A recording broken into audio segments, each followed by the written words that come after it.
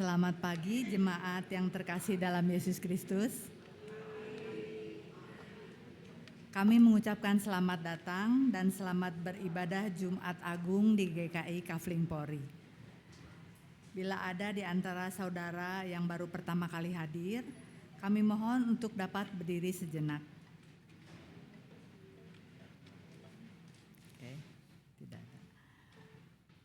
Selanjutnya kami mohon perhatiannya untuk beberapa warta lisan. Yang pertama, kebaktian Jumat Agung pada hari ini pukul 7.30 akan dilayani oleh pelayan firman Pendeta Adi Soselia Patria Bara. Temanya melampaui salib. Pelayan liturgi Penatua Mulyadi Tamsir, pemusik Saudari Meisi, Glory, Gisel, dan Saudara Andaru.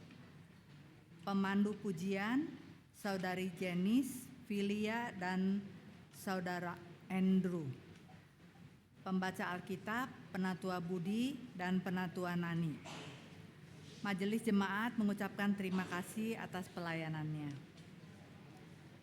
Yang kedua, baptis kudus, anak, dewasa, dan pengakuan percaya akan dilaksanakan pada hari ini, tanggal 3 April 2026, dalam ibadah Jumat Agung pukul 10. Yang ketiga, Paskah Subuh dan Perjamuan Kudus akan diadakan pada hari Minggu, tanggal 5 April 2026. Pukul 5 subuh ya, dan pukul 10 di gereja. Temanya, bangkit melampaui realitas. Pelayan firman Pendeta Windiarti Angelina. Sekian warta lisan, terima kasih atas perhatiannya. Kini mari kita memasuki saat teduh sejenak.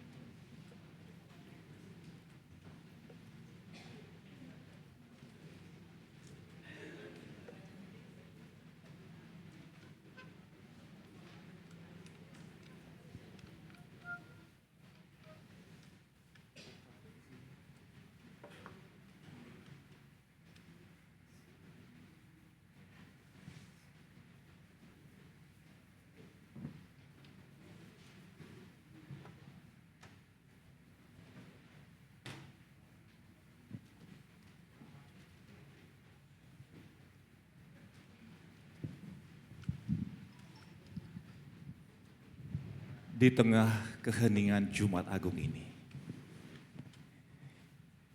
kita datang untuk mengingat kasih Allah melalui peristiwa salib di Golgota. Kami datang ya Tuhan untuk menghayati kasih-Mu. Kami menatap salib bukan hanya dengan air mata, tetapi dengan iman yang berharap. Kami datang ya Tuhan untuk menghayati kasih-Mu. Karena di balik kematian, Engkau memberikan kehidupan. Di balik keheningan, Engkau menumbuhkan pengharapan. Kami datang ya Tuhan untuk menghayati kasih-Mu. Marilah kita datang ke hadapan Kristus yang tersalib. Sumber kasih yang tidak pernah padam.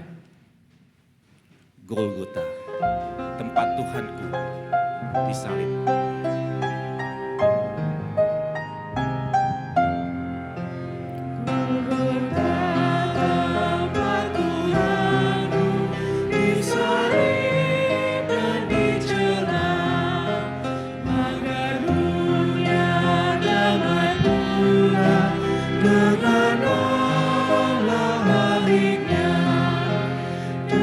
Segala mengalir sungai.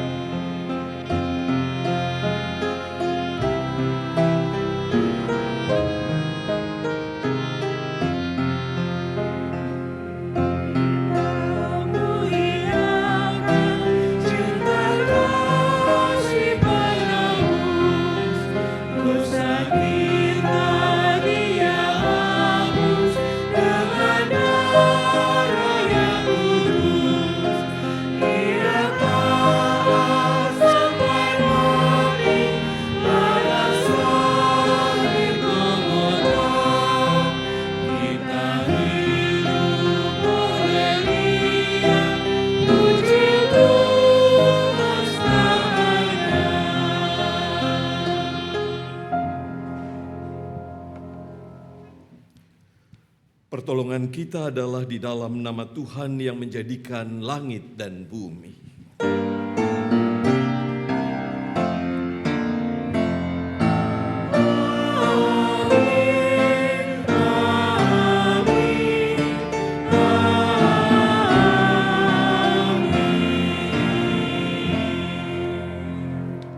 Tuhan beserta saudara. Dan beserta saudara juga. Karena kasih-Nya.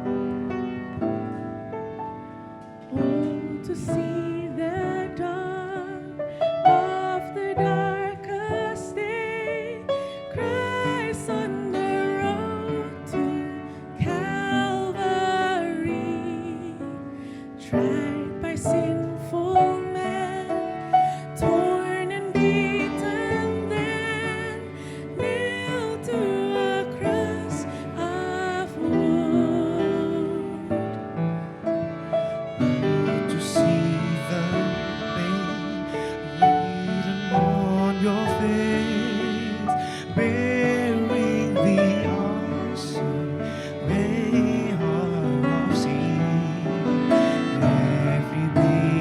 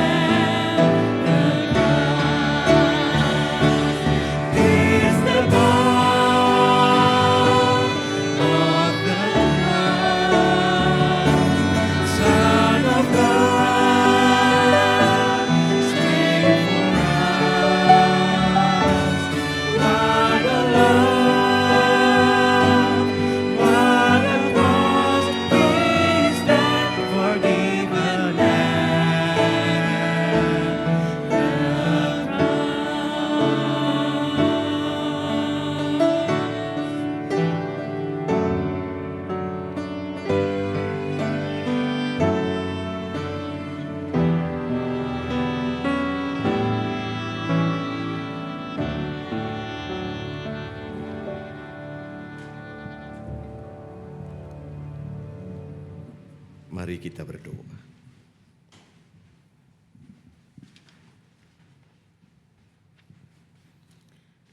Ya Allah, sumber kasih dan kehidupan, di hari yang kelam ini kami datang di bawah bayang salib Putramu Yesus Kristus. Kami menatap Dia, Yesus, yang terluka dan terhina. Namun dari luka itu terpancar kasih yang dalam dan tak terduga. Ya Tuhan, kami mengakui kerap berhenti pada yang tampak. Kami melihat salib sebagai tanda kekalahan.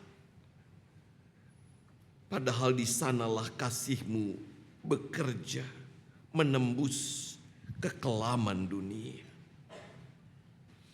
Bimbinglah kami ya Roh Kudus. Bukalah hati kami agar mampu memahami kemuliaan-Mu. Mampukan kami untuk melihat salib bukan sebagai akhir, melainkan jalan menuju kehidupan yang baru. Di dalam nama Yesus Kristus, Juru Selamat yang tersalib, kami berdoa. Amin.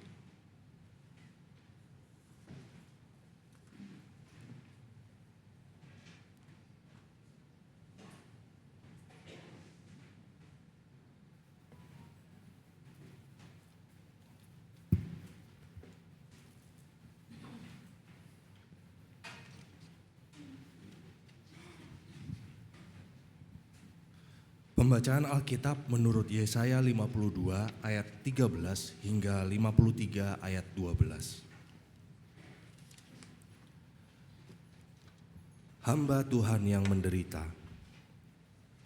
Sesungguhnya hambaku akan berhasil. Ia akan ditinggikan, disanjung dan dimuliakan. Sebagaimana banyak orang akan terperanjat melihat Dia. Begitu buruk rupanya, bukan seperti manusia lagi, dan perawakannya bukan seperti anak manusia lagi. Demikianlah, Ia akan membuat tercengang banyak bangsa. Raja-raja akan mengatupkan mulutnya melihat Dia. Sebab, apa yang tidak diceritakan kepada mereka akan mereka lihat, dan apa yang tidak mereka dengar akan mereka pahami. Siapakah yang percaya kepada berita yang kami dengar, dan kepada siapakah kuasa tangan Tuhan dinyatakan? Sebagai taruk Ia tumbuh di hadapan Tuhan, dan sebagai tunas dari tanah kering. Ia tidak tampan atau tampak mulia untuk dipandang, dan tidak punya rupa yang membuat kita menginginkannya. Ia dihina dan dihindari orang, seorang yang penuh kesengsaraan dan biasa menderita kesakitan. Orang pun menutup muka ketika melihat Dia. Demikianlah Ia dihina, dan bagi kita Ia tidak masuk hitungan. Sesungguhnya penyakit kitalah yang ditanggungnya, dan kesengsaraan kita yang dipikulnya. Padahal kita mengira Dia kena tulah, dipukul dan disakiti Allah. Akan tetapi Dia ditikam karena pemberontakan kita. Dia diremukan karena kejahatan kita. Hajaran yang mendatangkan damai sejahtera bagi kita ditimpakan kepadanya. Dan karena bilur-bilurnya kita disembuhkan. Kita sekalian sesat seperti domba, masing-masing kita mengambil jalannya sendiri. Tetapi Tuhan telah menimpakan kepadanya kejahatan kita sekalian. Dia dianiaya, tetapi Dia membiarkan dirinya disakiti dan tidak membuka mulutnya, seperti anak domba yang dibawa ke pembantaian. Seperti induk domba yang keluh di depan mereka yang menggunting bulunya, Ia tidak membuka mulutnya. Sesudah ditahan dan dihukum, Ia digiring pergi. Siapa yang peduli akan apa yang terjadi padanya? Sungguh, Ia terputus dari negeri orang-orang hidup. dan karena pemberontakan umatku ia kena tulah. Orang menempatkan kuburnya di antara orang-orang fasik dan makamnya di antara orang kaya, sekalipun ia tidak berbuat kekerasan dan tipu daya tidak ada dalam mulutnya. Namun Tuhan berkehendak meremukkan dia, membuat dia sakit. Apabila jiwanya diserahkan sebagai kurban penebus salah, ia akan melihat keturunannya, umurnya akan lanjut, dan kehendak Tuhan akan terlaksana olehnya. Sesudah kesusahan jiwanya, ia akan melihat terang dan menjadi puas. Oleh pengetahuannya, hambaku, orang benar itu, akan membenarkan banyak orang, dan kejahatan mereka dipikulnya. Sebab itu aku akan membagikan kepadanya rampasan di antara orang-orang besar, dan ia akan membagikan jarahan bersama orang-orang kuat, karena ia telah menyerahkan nyawanya ke dalam maut, juga karena ia terhitung di antara pemberontak. Padahal ia menanggung dosa banyak orang dan berdoa untuk pemberontak-pemberontak. Demikianlah sabda Tuhan. Syukur pada Allah.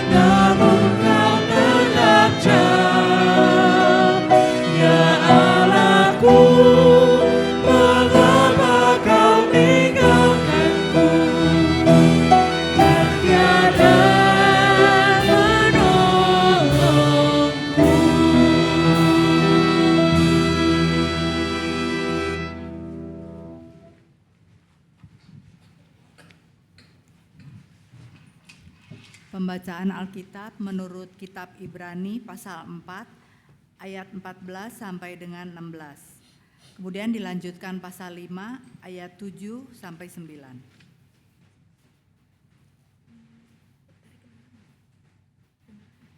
Jadi, karena kita sekarang mempunyai imam besar agung yang telah melintasi semua langit, yaitu Yesus Anak Allah, baiklah kita berpegang teguh pada pengakuan iman kita.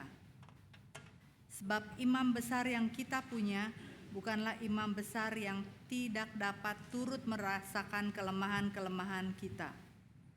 Sebaliknya sama seperti kita, ia telah dicobai dalam segala hal. Hanya saja ia tidak berbuat dosa. Sebab itu, marilah kita dengan penuh keberanian menghampiri tahta anugerah, supaya kita menerima rahmat dan menemukan anugerah untuk mendapat pertolongan pada waktunya. Pasal 5 ayat 7. Dalam hidupnya sebagai manusia, ia mempersembahkan doa dan permohonan dengan ratap tangis dan air mata kepada Dia yang sanggup menyelamatkannya dari maut, dan karena kesalehannya ia telah didengarkan. Sekalipun ia adalah anak, ia telah belajar taat dari apa yang telah dideritanya, dan sesudah ia disempurnakan, ia menjadi sumber keselamatan yang abadi bagi semua orang yang taat kepadanya. Demikianlah sabda Tuhan. Syukur kepada Allah.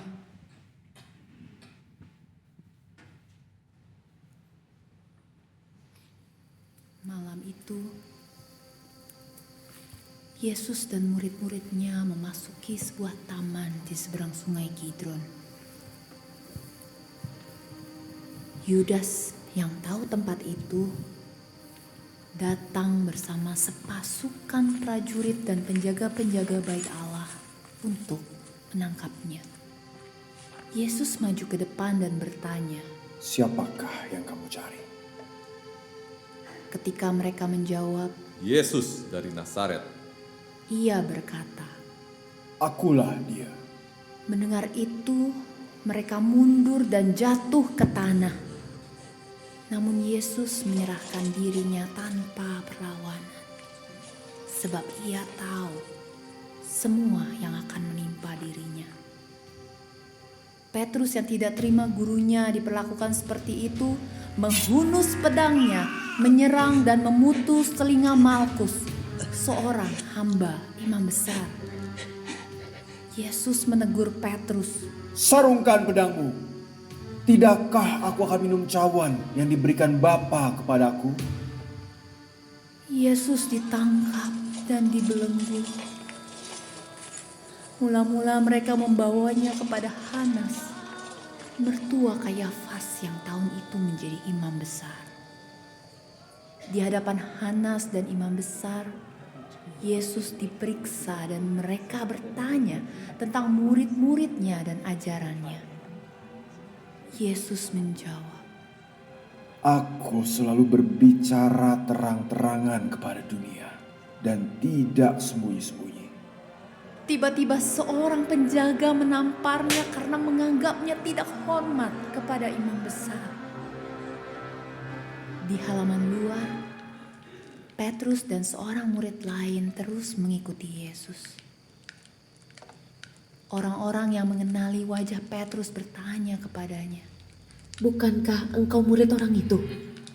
Petrus menyangkalnya hingga 3 kali. Seketika itu juga berkokoklah ayam. Persidangan dilanjutkan oleh orang Yahudi dengan membawa Yesus kepada Pilatus.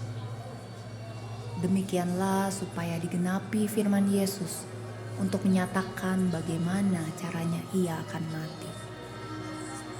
Pilatus memeriksanya, namun tidak mendapati kesalahan apapun padanya. Akhirnya Pilatus menyerahkan Yesus kepada orang banyak. Bagaimana mereka mau memperlakukan Yesus?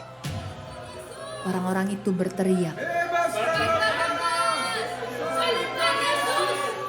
sebenarnya Pilatus memiliki keinginan untuk membebaskan Yesus. Namun karena Yesus tidak membela dirinya sama sekali dan teriakan orang-orang itu semakin menjadi, akhirnya ia menyerahkan Yesus untuk disalibkan. Mereka mengambil Yesus, ia dicambuk, dimahkotai duri, lalu memikul salibnya sendiri menuju tempat yang bernama Golgota, tempat tengkorak. Di sana ia disalibkan di antara 2 orang lain. Dan di atas kepalanya bertuliskan, Yesus orang Nazaret, Raja orang Yahudi. Para prajurit mengambil pakaiannya lalu membuatnya menjadi 4 bagian serta membuang undi atas jubahnya. Dalam penderitaannya, ia melihat ibunya dan murid yang dikasihinya dan berkata, Ibu,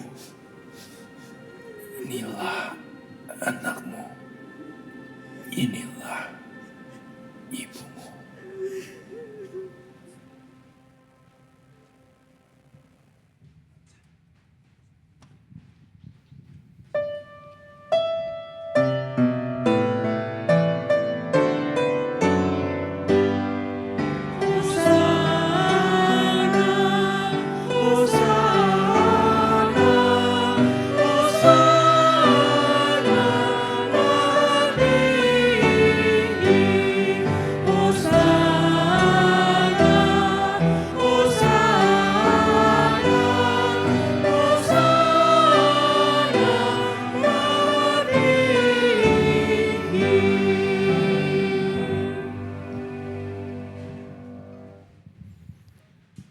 Yohanes 19 ayat 28 sampai dengan 42. Sesudah itu karena Yesus tahu bahwa segala sesuatu telah selesai, berkatalah ia, supaya digenapi yang tertulis dalam kitab suci, Aku haus. Di situ ada suatu bejana penuh anggur asam. Lalu mereka melilitkan suatu bunga karang yang telah dicelupkan dalam anggur asam pada sebatang hisop lalu mengulurkannya ke mulut Yesus. Sesudah Yesus meminum anggur asam itu berkatalah ia, sudah selesai. Lalu ia menundukkan kepalanya dan menyerahkan nyawanya. Karena hari itu hari persiapan dan Sabat itu hari yang besar. Supaya pada hari Sabat mayat-mayat itu tidak tinggal tergantung pada kayu salib. Para pemuka Yahudi meminta kepada Pilatus agar kaki orang-orang itu dipatahkan dan mayat-mayatnya diturunkan. Lalu datanglah prajurit-prajurit dan mematahkan kaki orang yang pertama dan kaki orang yang lain yang disalibkan bersama Yesus. Namun ketika mereka sampai kepada Yesus dan melihat bahwa ia telah mati, mereka tidak mematahkan kakinya. Tetapi seorang dari antara prajurit itu menikam lambungnya dengan tombak dan segera mengalir keluar darah dan air. Orang yang melihat sendiri hal itu yang bersaksi dan kesaksiannya benar dan ia tahu bahwa ia mengatakan kebenaran supaya kamu juga percaya. Sebab hal itu terjadi supaya digenapi yang tertulis dalam kitab suci. Tidak ada tulangnya yang akan dipatahkan. Ada pula nas lain yang mengatakan mereka akan memandang dia yang telah mereka tikam. Sesudah itu Yusuf dari Arimatea meminta kepada Pilatus supaya ia diperbolehkan menurunkan jenazah Yesus. Ia murid Yesus, tetapi sembunyi-sembunyi karena takut kepada para pemuka Yahudi. Pilatus mengabulkan permintaannya itu, lalu datanglah ia dan menurunkan mayat itu. Datanglah juga Nikodemus, orang yang dahulu pernah datang kepada Yesus pada malam hari. Ia membawa campuran minyak mur dengan minyak gaharu, kira-kira 30 kilogram beratnya.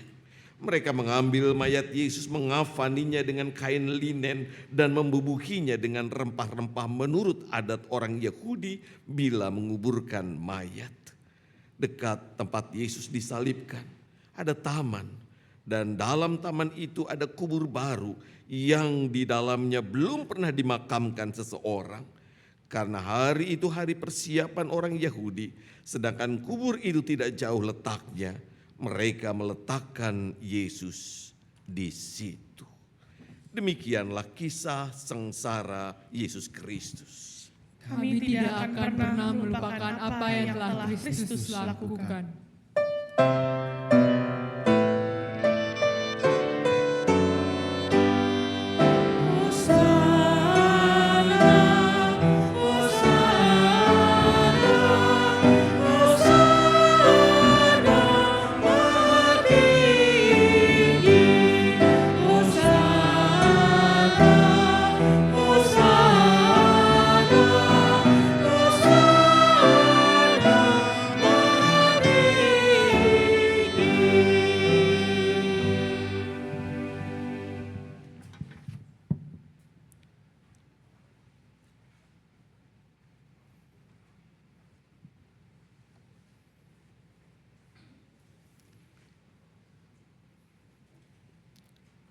Hari ini saudara-saudara, saya akan mengajak kita melihat pengadilan Pilatus atas Yesus dari sudut perfilman.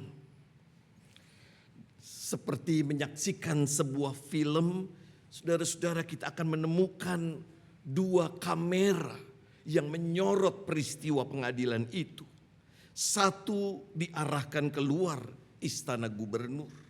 Dan satu lagi diarahkan ke dalam istana gubernur. Kita para penonton diajak untuk secara bergantian melihatnya. Dan film itu terdiri dari 7 babak, saudara-saudara. Mengapa 7? Kalau kita menggunakan cara berpikir orang Yahudi, 7 adalah angka sempurna. Lewat 7 adegan mau dinyatakan tentang kesempurnaan cinta dan derita Yesus. Tak bercela, ia melewati semua peristiwa itu. Mari kita melihat secara sekilas 7 babak itu. Babak yang pertama, saudara-saudara, di luar istana gubernur, dalam pasal 18 ayat 28 sampai dengan 32. Ada adegan bagaimana orang-orang menuntut Yesus untuk dihukum mati. Mereka adalah orang yang dulu bersorak-sorai juga menyambut Yesus memasuki Yerusalem. Mengapa tuntutan itu disampaikan kepada Pilatus? Karena mereka tidak boleh menghukum orang sampai mati. Walaupun saudara-saudara kita bisa mengatakan bukankah yang mereka lakukan adalah membunuh juga. Tetapi menggunakan tangan orang lain. Mereka membunuh tetapi seolah-olah tangan mereka bersih. Babak yang kedua, di dalam istana gubernur. Pasal 18 ayat 33 sampai 38a. Yesus dipanggil masuk ke dalam istana. Diinterogasi maksudnya, tetapi lebih tepat disebut terjadi dialog antara Pilatus dan Yesus. Dalam dialog itu justru Pilatuslah yang ditantang untuk memilih kebenaran atau ketidakbenaran. Pilatus memilih ketidakbenaran. Apakah kebenaran itu katanya? Demi kedudukan, demi dirinya sendiri, demi nama baiknya. Kebenaran itu bagi Pilatus relatif. Benarkah buat orang Kristen kebenaran itu relatif? Tidak. Karena bagi Yesus kebenaran adalah memandang Bapa di sorga. Ukuran kebenaran adalah Yesus Allah yang menjadi manusia itu. Benar bukan menurutku. Benar bukan menurut pandanganku. Benar bukan karena kedudukanku. Benar ketika disandingkan dengan Yesus. Dan Pilatus menolak. Ia hanya ingin benar menurut keinginannya. Babak ketiga di luar istana gubernur. Pasal 18 ayat 38b sampai dengan 40. Pilatus keluar meninggalkan Yesus di dalam. Menemui orang banyak. Mengapa? Karena Pilatus ingin membebaskan Yesus. Ia tidak menemukan kesalahan apapun pada diri Yesus. Dan salah satu cara untuk melunakkan hati orang yang marah adalah menyuruh mereka memilih Yesus atau Barabas, sang penjahat itu. Mereka berteriak, salibkan Yesus, bebaskan Barabas. Dan ini menunjukkan betapa mengerikan kebencian itu. Betapa besarnya dampak dari kebencian itu. Sebuah peragaan yang mengingatkan kita, buanglah kebencian. Buanglah hati yang penuh dengan kemarahan. Karena akan menghasilkan kehancuran. Babak yang keempat di dalam istana gubernur pasal 19 ayat 1 sampai dengan 3. Pilatus masuk lagi dan ia memerintahkan Yesus dicambuk dan dipakaikan mahkota duri. Pilatus berpikir itu memberi efek cukup bagi mereka yang menghendaki kematian Yesus. Mungkin dengan melihat Yesus disiksa, diejek dengan mahkota duri, melihat darah pada tubuhnya, orang-orang berbelas kasih dan mencabut desakan menghukum mati Yesus. Namun mereka tetap mengatakan, salibkan Yesus, salibkan Yesus. Sekali lagi kita menemukan betapa mengerikan kebencian, kemarahan. Babak yang kelima, pasal 19 ayat 4 sampai dengan 8 di luar istana gubernur. Untuk kedua kalinya Pilatus menemui orang-orang Yahudi dan menyatakan ia tidak menemukan kesalahan pada Yesus. Dan reaksi orang-orang Yahudi dengan tegas menolak pernyataan Pilatus. Bahkan mereka mengatakan kalau Pilatus membebaskan Yesus, ia bukan sahabat kaisar. Tak ada kata Allah di sana. Padahal mereka orang beragama. Tidak disebutkan ayat Alkitab. sekalipun mereka hafal Taurat. Desakan rakyat membuat Pilatus takut. Dan takut itulah sumber keputusan yang tidak tepat. Ia takut kedudukannya hilang. Ia takut dimutasi. Ia takut tak lagi menjadi gubernur. Dan ia mengambil keputusan di luar hati nuraninya. Dan babak ke-6 dimulai. Kembali di dalam istana gubernur. Pasal 19 ayat 9 sampai dengan 11. Terjadi dialog kedua antara Pilatus dan Yesus. Pilatus menyatakan dirinya punya kuasa untuk membebaskan Yesus. Dan jawaban Yesus mencengangkan Pilatus. Engkau tidak punya kuasa. Banyak orang omong besar ia punya kuasa, tetapi sesungguhnya ia tidak punya kuasa karena rasa takut. Rasa takut menghancurkan hidup seseorang. Dan itu sebabnya babak yang ketujuh, babak yang terakhir di luar istana gubernur pasal 19 ayat 12 sampai dengan 16. Pilatus cuci tangan. Ia tidak bisa melakukan apa-apa sebagai pemimpin. Ia menyerahkan keputusan pada rakyat yang marah. Pilatus kalah. Ia dikuasai oleh ketakutan. Rakyat kalah. Mereka dikuasai oleh kebencian. Yesus menang. Sekalipun harus melewati derita yang luar biasa, Yesuslah yang menang. Tidak secuil pun ia keluar, bergeser dari apa yang dipercayainya. Derita yang Yesus alami luar biasa. Untuk memahami luar biasanya derita Yesus, saudara-saudara, kita menemukan sebuah kata kunci, Yesus tahu. Sesudah itu karena Yesus tahu bahwa segala sesuatu telah selesai.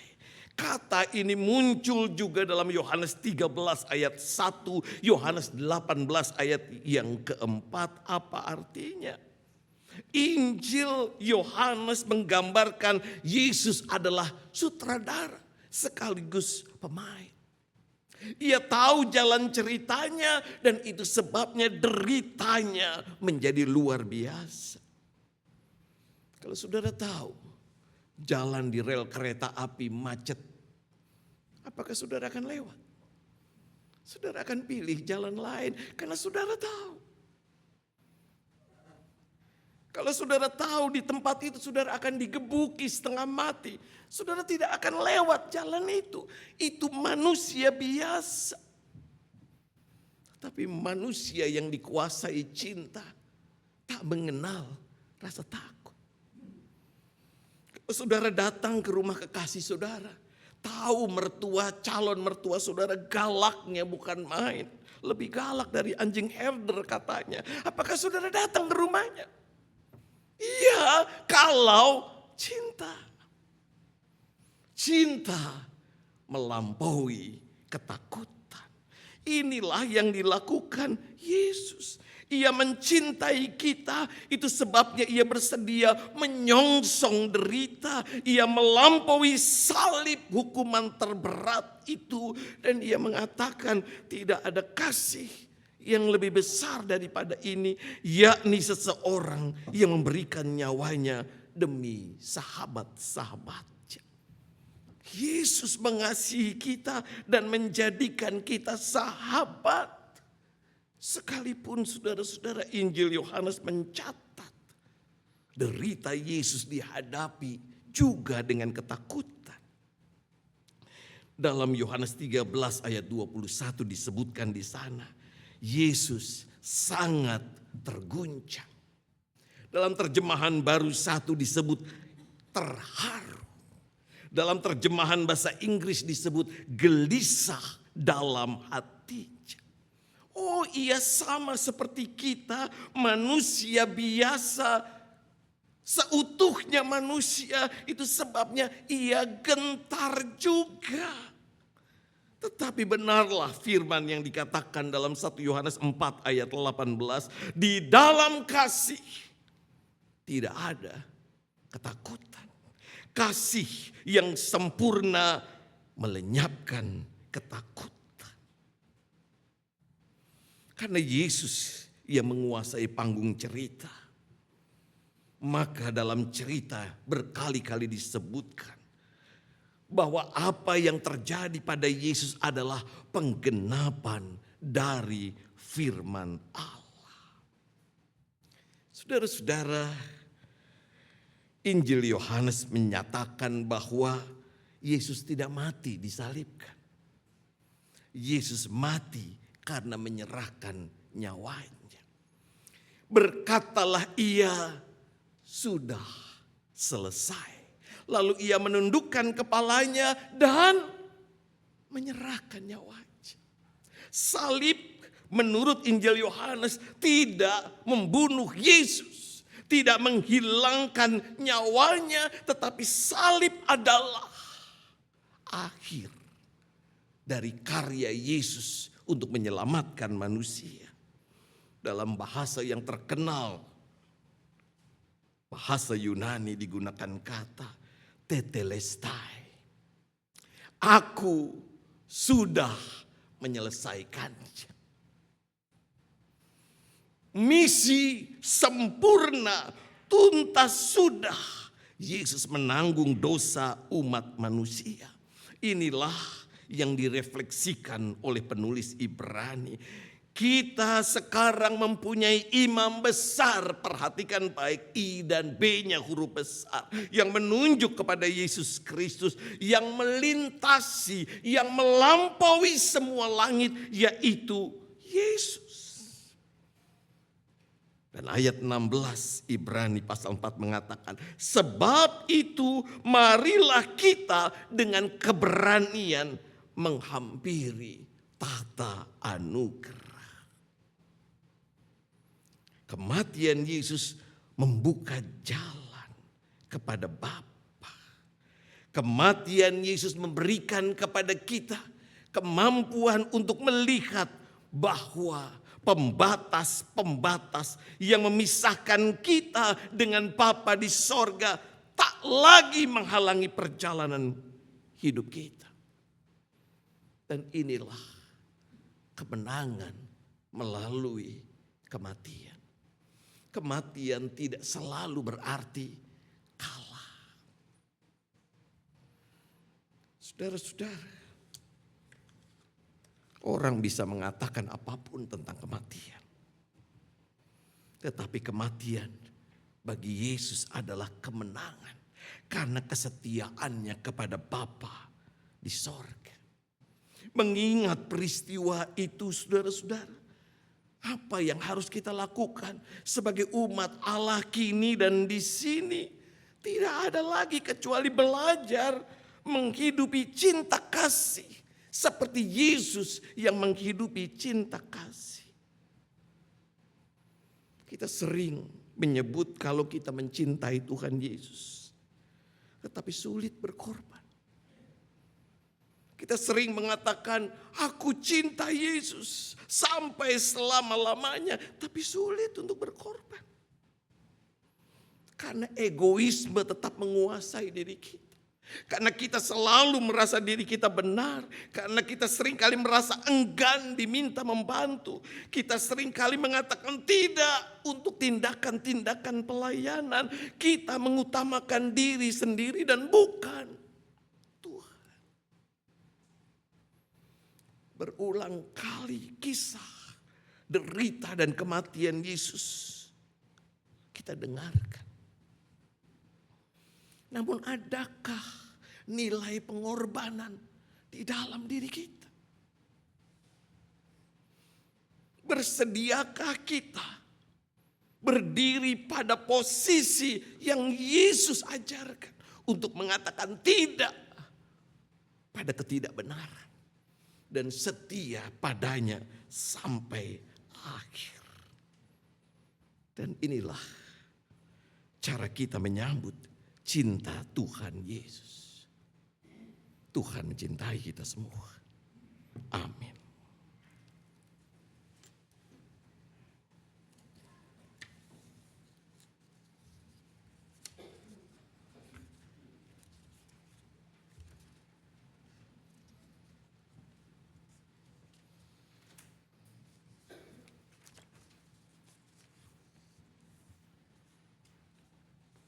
Umat diundang untuk berdiri.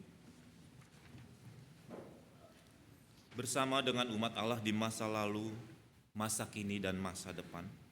Dengan iman kepada Allah Bapa, Anak dan Roh Kudus, marilah kita mengikrarkan pengakuan iman rasuli.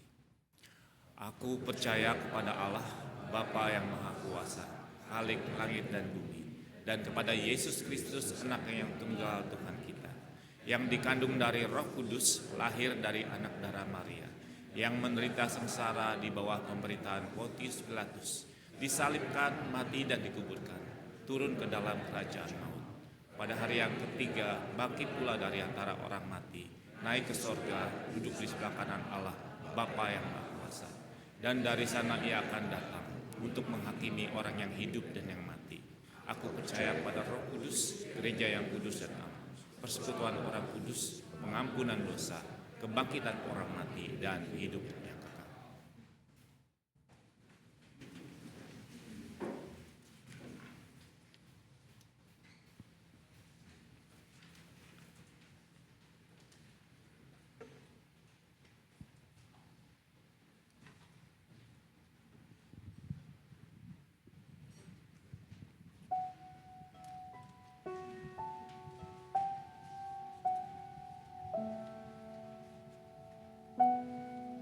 Perjalanan Yesus Kristus menuju Golgota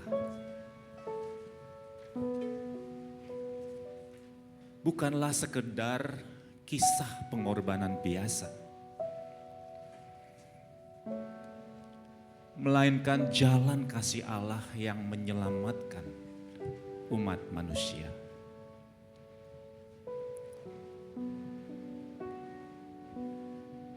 Di pundaknya yang letih tergantung dosa umatnya. Di langkahnya yang tertatih terukir ketaatannya yang sempurna. Dalam setiap cambukan yang Ia terima, terpancar kasih yang tidak berkesudahan.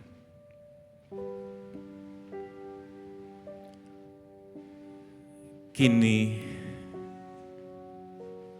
marilah kita menyiapkan hati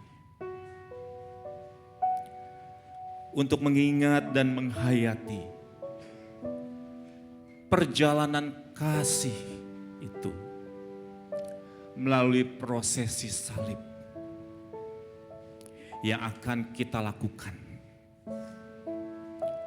Kiranya dalam perenungan ini kita diingatkan untuk memahami bahwa di balik salib yang berat tampak kasih yang melampaui segalanya.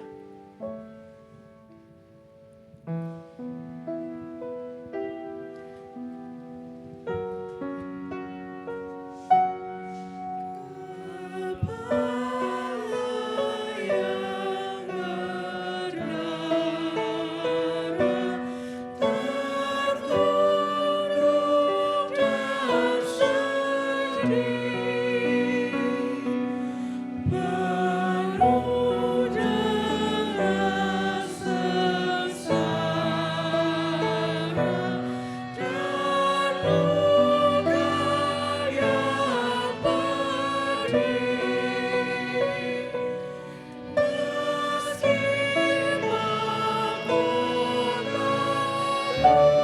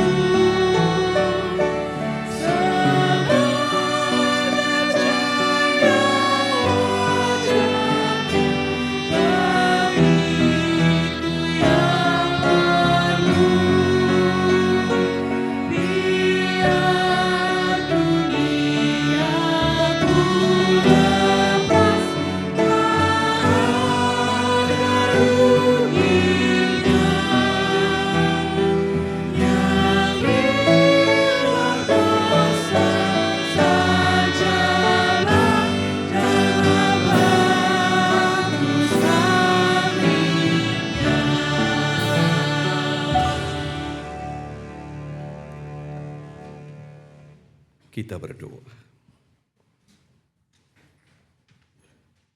Ya Allah yang Maha Kasih, kami bersyukur atas kasih yang telah Engkau nyatakan melalui karya-Mu di kayu salib. Kami bersyukur karena Engkau tetap memeluk, walau kami hina dan keji. Sebagai orang yang telah menerima kasih-Mu, ajarlah kami untuk membagikan kasih kepada sesama, agar pengorbanan-Mu semakin nyata dirasakan. Kami berdoa di dalam nama Tuhan Yesus Kristus, yang kematiannya kami peringati. Amin.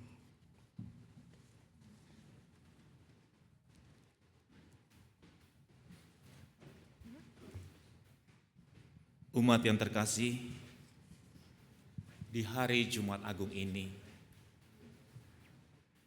kita mau mengenang kasih Allah yang begitu besar buat kita, melalui pengorbanan anaknya yang tunggal, bagi keselamatan kita semua manusia yang berdosa. Sebagai ungkapan syukur dan hati yang berserah, marilah kita membawa persembahan yang dilandasi oleh firman Tuhan dalam Ibrani 13 ayat 15. Sebab itu marilah kita melalui Dia senantiasa mempersembahkan korban syukur kepada Allah, yaitu ucapan bibir yang memuliakan namanya. Kuberikan bagimu tubuhku, darahku.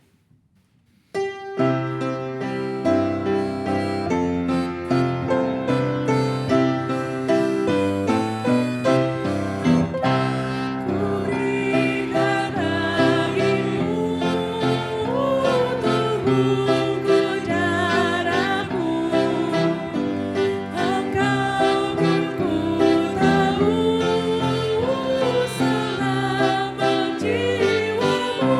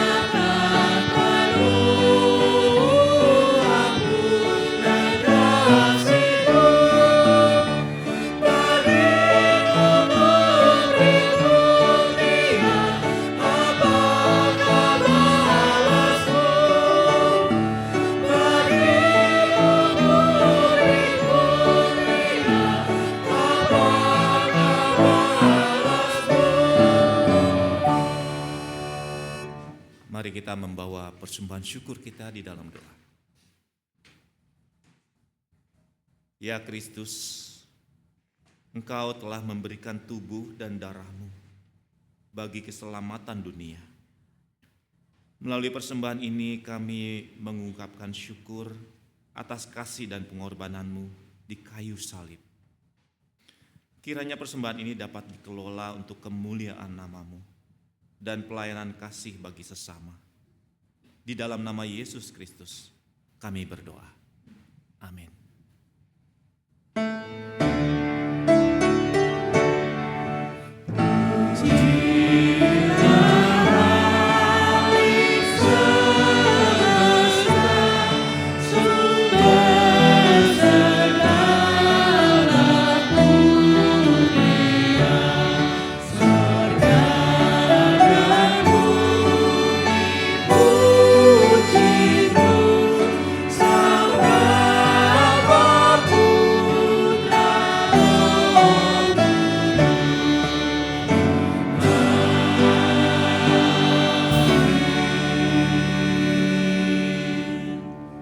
Umat yang terkasih, salib adalah lambang duka dan derita. Namun salib juga adalah simbol kasih terbesar, kasih teragung dari Allah Bapa buat manusia, buat kita semua yang berdosa. Dia rela menyerahkan nyawanya demi kita, manusia yang berdosa. Dan di salib itu, Yesus mati demi kita. Sekalipun demikian, janganlah pandang salib sebagai kekalahan, tetapi pandanglah salib sebagai awal dari kehidupan yang baru. Wartakanlah berita kasih-Nya, dan jadilah terang dimanapun kita berada.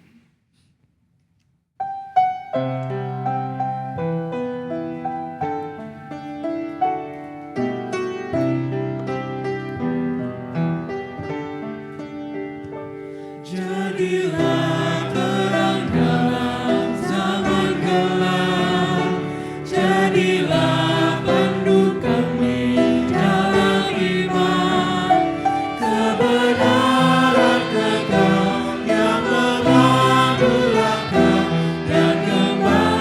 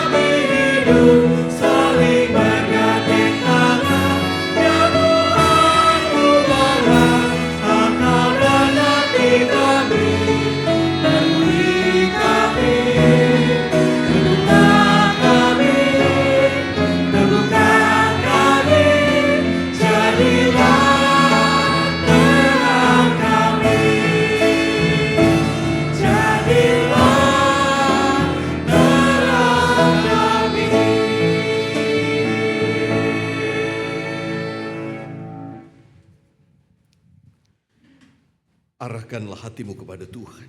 Kami mengarahkan hati kami kepada Tuhan. Jadilah saksi Kristus. Syukur pada Allah, Terpujilah Tuhan. kini dan selamanya. Terimalah berkat-Nya. Kasih Allah Bapa, Sang Pemilik kehidupan, anugerah Tuhan Yesus Kristus Sang Penebus, dan persekutuan Allah Roh Kudus Sang Penuntun menyertaimu kini dan selamanya. Amin.